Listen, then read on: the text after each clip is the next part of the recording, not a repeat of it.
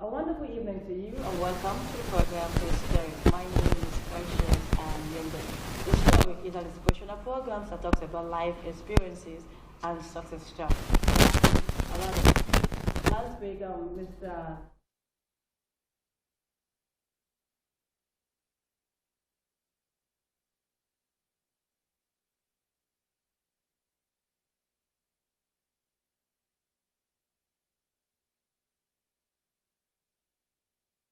Do you regularly hold industry-leading religious or political-related events that you would love to get professional coverage for? Or have you used event production companies in the past that just don't get it? Because if that's you, don't worry, you are in the right place. ITV, in conjunction with Airline Solutions, bring your event live on TV. You heard me right, live on this station. Be it political events like campaigns, religious programs, weddings, etc. We got you covered. On the ground and in the air with our professional drone shots, you are sure of complete area coverage. Make that event of yours talk of the town with Airline Solutions. Our team of professionals with state-of-the-art equipment will make your event ready for viewing immediately after the event on any format of your choice. What are you waiting for? Contact us today.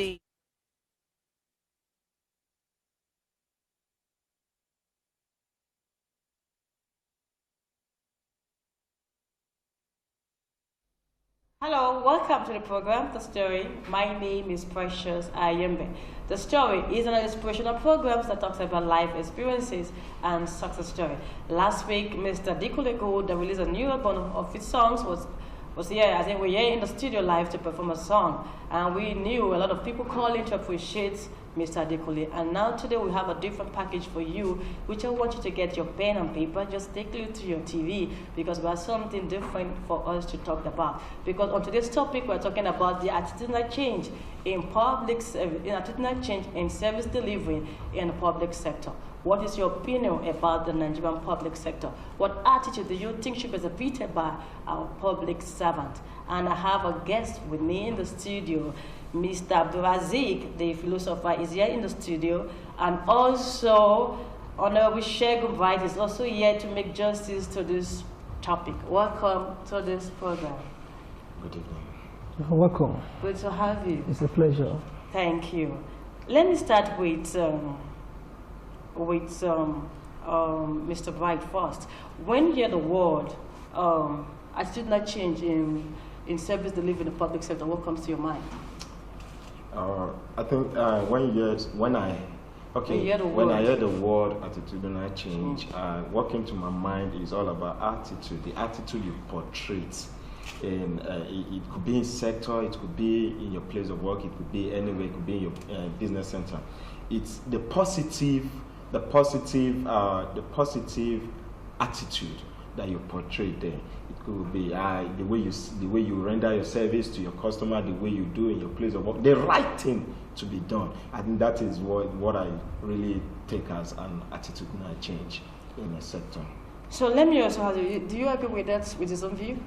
Definitely, it's all about attitude. So I think attitudinal change is about the behavioral pattern. And I think definitely we are talking towards positive now, because attitude can either be negative or positive. But I think this subject is towards the positive attitude. So that is basically what attitudinal change is. So what is your own opinion about the Nigerian public sector? Let me ask you the question. Your own opinion? Yes.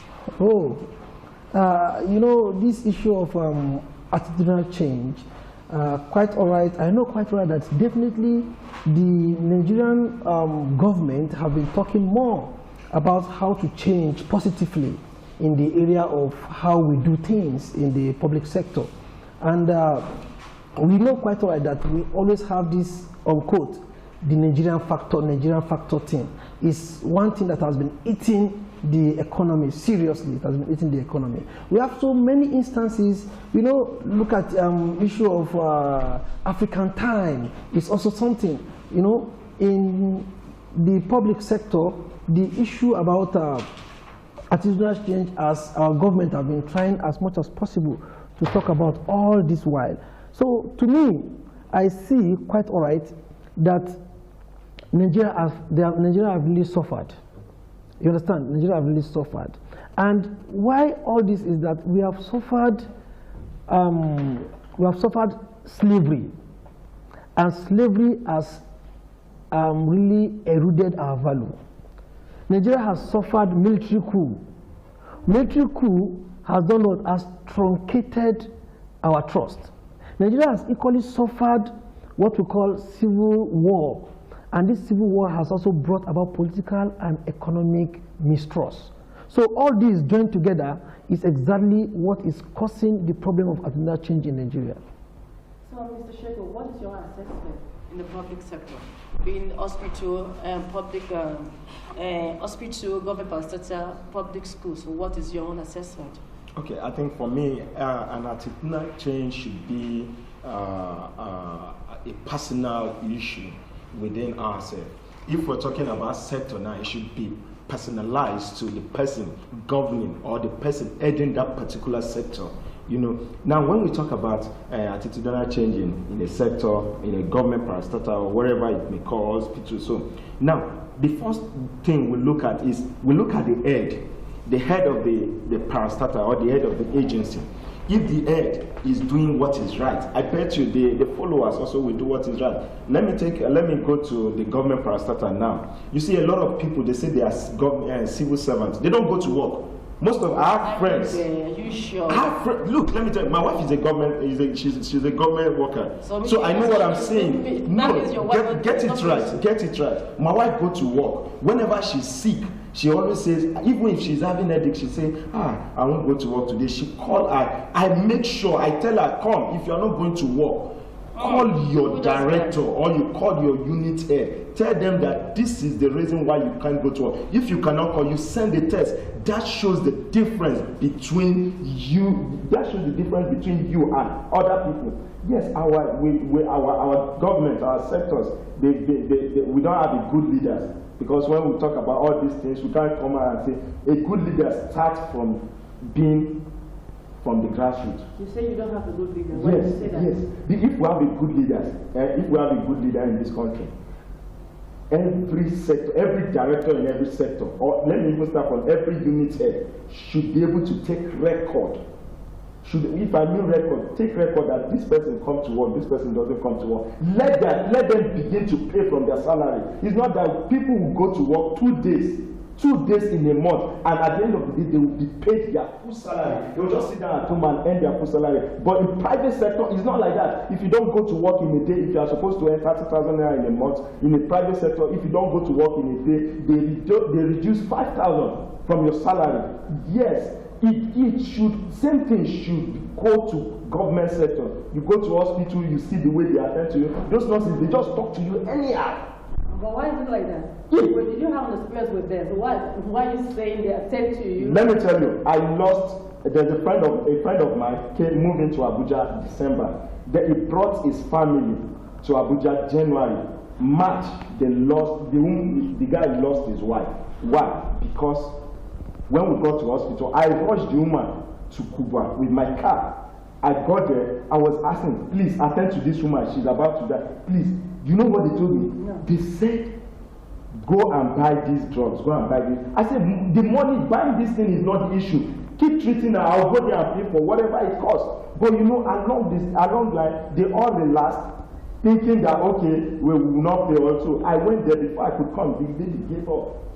Yes, this is the life. It happens in Kubwa General Hospital. You see, the reason why people run to private hospital is not because of anything, it's because of the attention they give to issues.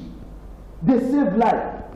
Let the government employ people that are ready to work, not people that will just sit down at home and the next thing they will call them, please come and pick your appointment letter. I have a friend, this one I'm telling you, we're together today. I was begging the guy, go and pick your appointment later now. Yes, because Sheko, the way you are sounding, you are angry. Why? Yes, I'm angry. Yes. Why are you angry? I'm angry because not working for government. So why are you angry? I was telling my wife last week. I said if they will give me president for a day. So what will you do? What will you do? I will attend to the issue of these government workers. Yes, because you sit down at home every month on 27, 28, you receive a lot. What are we saying? Then the people that are doing, listen, let me tell you something. God forbid, the way Nigeria is going to get to a day they will lease Nigeria to another country. God forbid. No. Yes, that's why I say God forbid.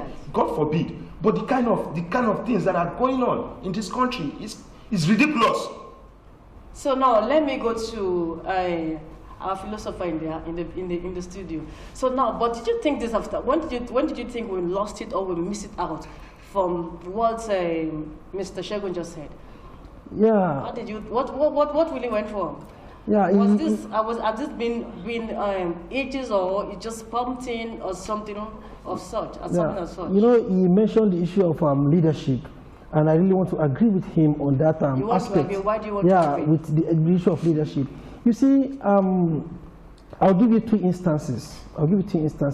First is this: Nigerian government brought different slogan or ideology in order to change people's ideal or people's attitude. We have what we call war against indiscipline.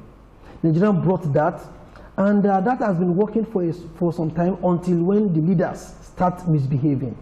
After that, we have what we call do it right, reform Nigeria. That one also is a slogan. Wait, you say before they start misbehaving. Yeah, I don't get that. Yeah, I will come to that. Misbehaving is that when you say war against indiscipline, and you see indiscipline, you did not fight it. Yeah. You know what I'm saying now? You did not fight it.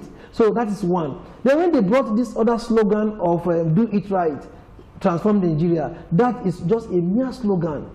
Then the next one is change begins with you. You see, all those things are attitude which they wanted to change. But the problem they have is that there is no conducive environment. I'll give you an instance. I want to change my attitude positively, but there is no conducive environment for me to do that. Attitude changes with environment. For instance, there is a room. Somebody just farted in this room, and I'm coming with this happy mood. As I entered, it will change my mood. Yeah. Attitude is a manner. The manner of thinking, the manner of feeling, and the manner of behavior. So all those manners changes the state of mind. So as I entered inside that room, there is this odor that I feel, it changes my feelings. So what I'm trying to say is that there should be a conducive environment. In the days of old, when they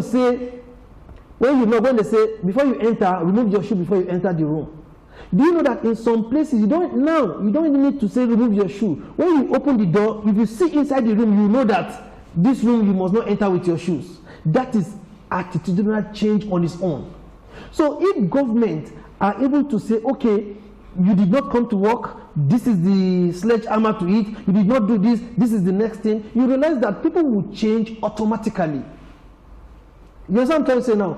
Corruption is part of attitude. It's a negative attitude. You want to change corruption, what do? You want to change corruption? You ask the first question, what are people that are engaged in corruption, what are they doing with the money of corruption? What do they do with money? They buy cars, they build houses, they travel overseas. Until when you make traveling out something that is not something that we celebrate. Until when you make buying cars not things that are valued.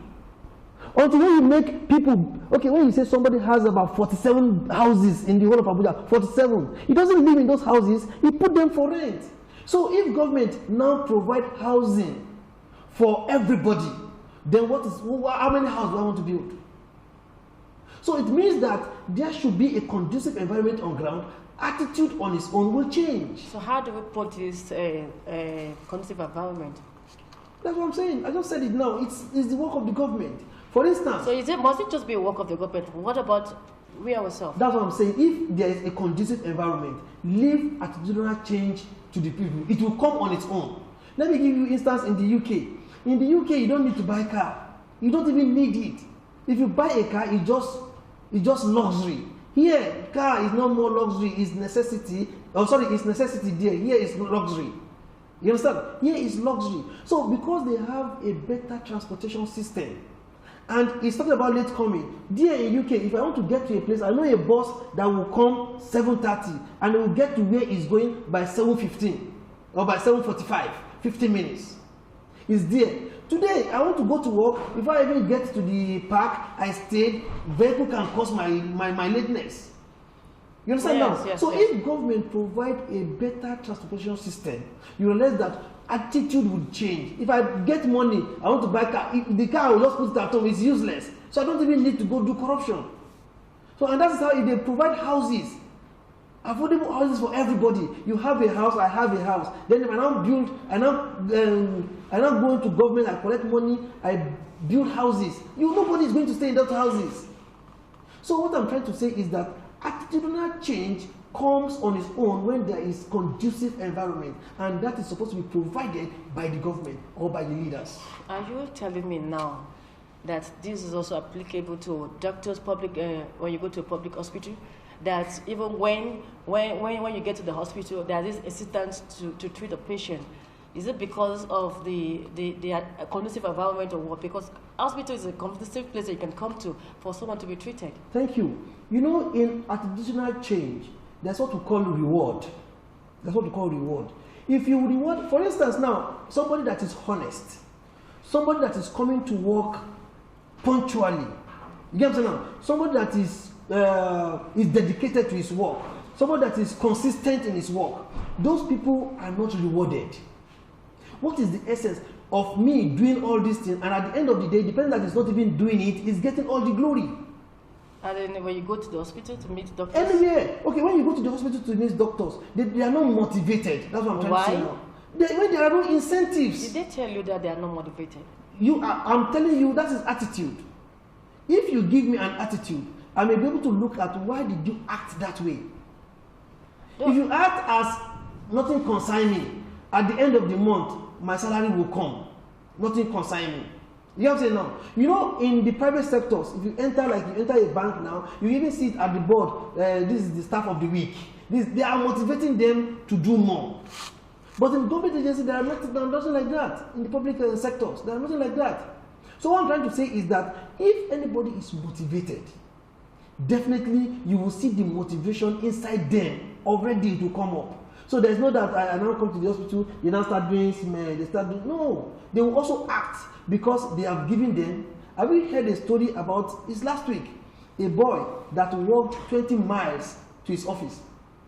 Have you heard the story? Yeah, it was last week. Yes. He was coming from home, his car got spoiled, he left the car and he walked 20 miles to his office. The second or the third day, his boss gave him a new brand new car. That is motivation. Tell me, how will that person not work as he's supposed to work? He has been given all the paraphernalia of office to work. So that's exactly what we are trying to say. If you do a little bit of honesty, let it be compensated. If you do a little bit of consistency, let it be compensated. If you do a little bit of devotion for your work, let it be compensated. Then you realize that is how it will continue that way. So how do you want us to get it right now? How do you think we can get it right? Leaders doing what they are supposed to do at the right time. But I also want to make this clear to you that you know you can never please women, be right? They might even be paid and as well, even motivate them.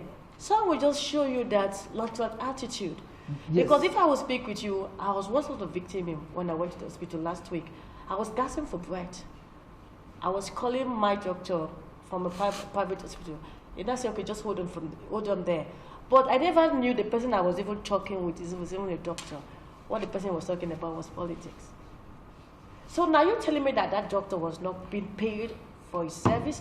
Because I overheard when the nurse was saying, this kind of job, people are looking for it, and you got this job. Yeah, misbehaving. So I said, something is going on here. People are just giving me information you don't even know is here. That means they were encouraged, they paid everything they need to be paid. So people can just do that. Yeah, we are not saying you will not see the bad eggs. But so I want us to get that. Because no matter how you try to please, in as much that person is breathing, forget it, you can't get it 100% from Definitely. You see, you will have bad eggs. But for the fact that you have bad eggs, we need to breed good eggs to come out. See, we have 3 minutes. People. So 1 minute for you, 1 minute, then we have just 3 minutes. So finish, then we can ask the last question. All right. What I want to say is this. When we compensate honesty, when we compensate punctuality, when we compensate devotion, commitment, you get what I'm saying now? All those things, attitudinal change or positive attitudinal change will come on its own. And that is exactly what we are trying to put across. If they come on its own, and now, do you know that we have lesser honest people than those people that are not honest? Did you make your research? Yes, we have lesser. You know why? You know why? If I am honest today and I'm trying to strive and grow, I will not even grow because the people that are not honest are growing. Then you know this Nigerian slogan: if you cannot beat them, join them. You join them. Those are those slogans that are even bad. See, if you cannot beat them, join them. Wait for your turn. Have you heard about that? Yeah. Wait for your turn. When your turn comes, you get all those things are slogans that demoralizes our positive attitudes. So what advice? The last question for you. Your Look, advice, because all those slogans that we have already perpetrated here, all those slogans that we have brought in, Nigeria has the will. They have the template. Yes. It's just implementation of those templates. War against indiscipline, do it right to reform Nigeria, change begins with you. All those things are good things. We now need implementations. If a leader tells me that I should not do this, and I'm seeing the leader itself doing it, you understand? Yes. So leadership should come by example. Yes. So when you show me your example, I have somebody in my office, he comes 7 o'clock, he leaves 6:30. And if he tells you this is how you will even say, yes, no problem, Oga. But if your guy is not coming that time and is telling you that you must be here, you must be there, automatically you don't have to say. So, Mr. Shegu, you just said if they made you a president for one day, you would change. So what do you want to do? What do you think you can do now? Can you give us that advice in case they made you a president? If I'm given the president one day, yes, Federal Civil Commission, that's where I will focus my attention. You see, a lot of people are being given appointment letter when they don't deserve it. People that deserve the appointment letter are still moving around. You see a graduate selling pure water. I sold kunu in this paper year. Yes, yes, I sold kunu, not quite long. But the thing is, you see people, they'll be begging them. Why? Because their father, they have somebody who is in power. See, the truth about it, Federal Civil Service Commission, if the DG is watching me right now, please, that place needs to be reformed. They need to reform that place. I know what is going on there. I can't. What I'm saying, I'm bold. I'm proud and confident of saying this publicly. I know what is going there. Please, they should reform it. A lot of our graduates are crying outside. They don't have jobs. They are working in the private sector, earning 20,000, 30,000 naira. Government sector, those people that are there, they are not working. Why? They know that they can't fire them because their father is one thing or the other. Yes. We have to solve the issue. Everybody has his opinion to himself. Yes. But you might not. Our government, we are lacking in. See, the way our government are going about this thing is crazy. It's not it. It's not it.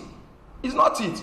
Give me president for one day and see what I will do. So what advice? I challenge the president. Give me. You have your own opinion to yourself. I am not party to this. So what's your advice? Because you are advice is, look. If you have a positive attitude, keep doing it. One day, the attitude will look for you. But if you have negative attitude, I bet you one day, it will also haunt you.